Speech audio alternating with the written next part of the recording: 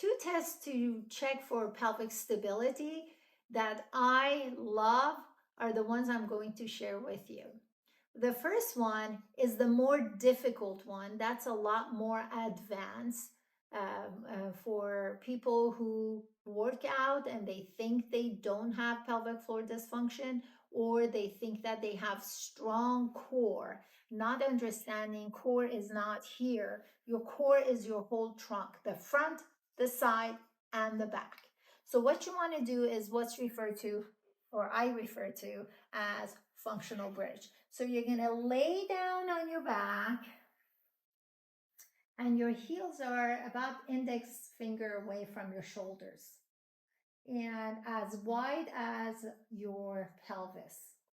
What you want to do is you want to use your back and abs to lift you up just when the bottom portion of the trunk and your rib cage line up.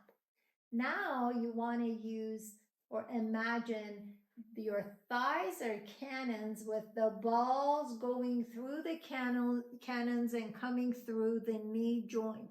So you go up and then the balls are exiting your knees, so to speak. Now in this exercise, what you want to do next is, let's say I want to lift this left leg up. That means my right leg and my right hip quadrant need to work with my left top quadrant to kind of keep me up.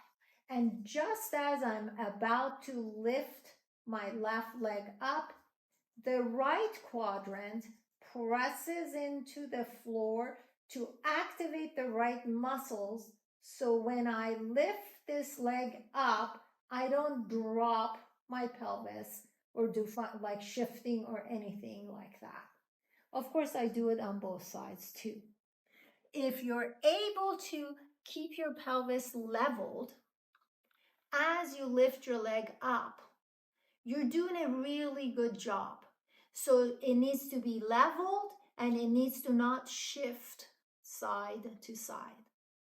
In fact, if someone else was watching you, they should not know you're about to lift which leg. That's how subtle it needs to be. The other great exercise that I like is, so watch this. You're gonna stand up, and what you wanna do is you wanna stand the way I'm standing. I'm as wide as my pelvis with my feet apart. And what I'm trying to do is I slightly shift over here to the right side.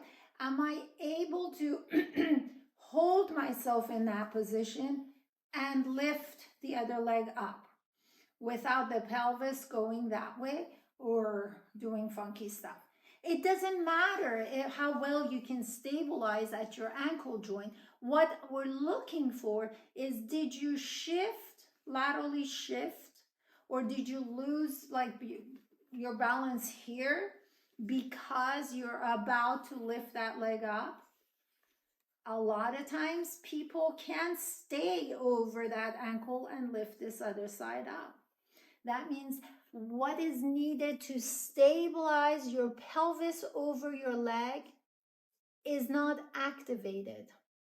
That means every single step you take, the right things are not firing and stabilizing. That means your pelvis has all the reasons for the muscles inside of it to tighten up, to weaken in an attempt to stabilize your pelvis. That's the biomechanical input in pelvic floor dysfunction. Put your comments and your questions down below, and I'll be more than happy to answer them when I get a chance. Until next time, take care.